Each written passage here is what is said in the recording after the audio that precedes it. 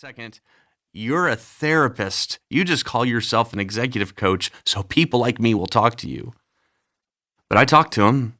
I talked to him about my feelings, at least the best I knew how.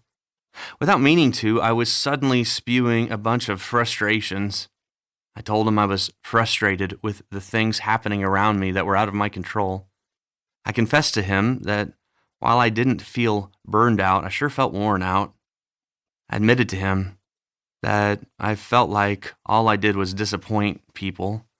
And before I knew what was happening, I started to unload. Everyone has an opinion about what I should be doing differently or how I could do it better. I can't post anything on social media without somebody taking it personally and getting offended. My list of things that need to get done feel like a weight that's too heavy, but more plates keep getting added to the bar every day. The people I care about the most are always getting my leftover energy and time.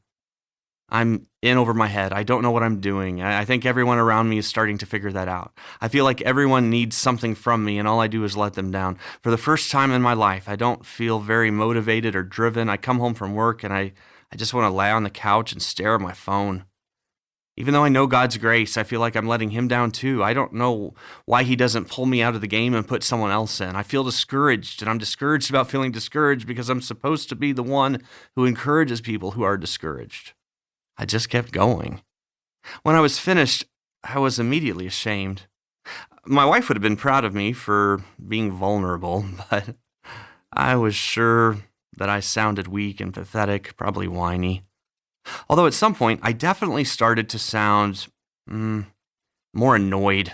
I have this thing I do where instead of vulnerably admitting that things are hard and I need help, I act annoyed.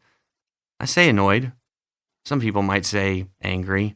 But even angry, to me, seems better than whiny. It feels more powerful and less helpless. My executive coach, a therapist, went on to ask me a series of questions. It reminded me of going to my primary physician who would run through a list of questions to determine if I'm healthy.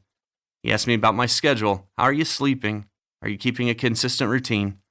He asked me about my relationships. What kind of time are you spending with your wife? How connected are you with your kids? He asked me about my friendships. Do you have authentic friendships, or do you just have buddies and coworkers? He asked about who I was honest with. When's the last time you asked someone to help you or to pray for you? I was starting to get defensive.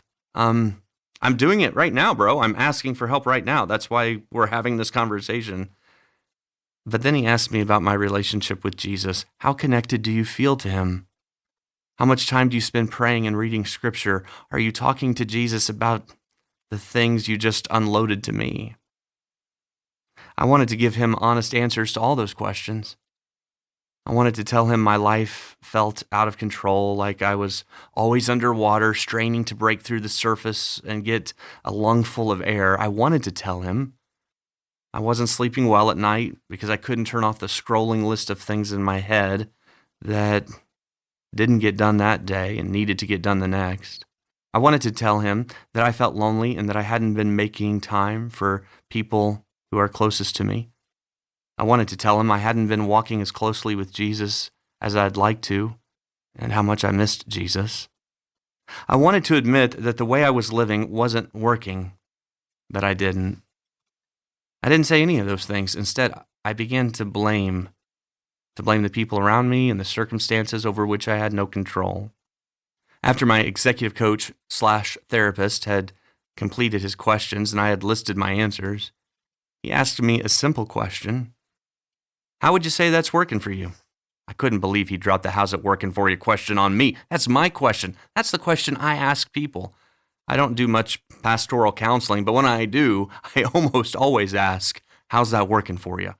A wife tries to tell her husband what he needs to do differently. How's that working for you? A father's been putting in 60-hour work weeks and his teenage son is spiraling. How's that working for you?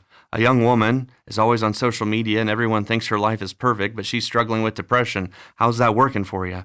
You keep cheering for the Detroit Lions. How's that working for you? I've asked that question oftentimes as a pastor. I've asked that question to the middle-aged man who has all the toys but still feels empty. I've asked it of the alcoholic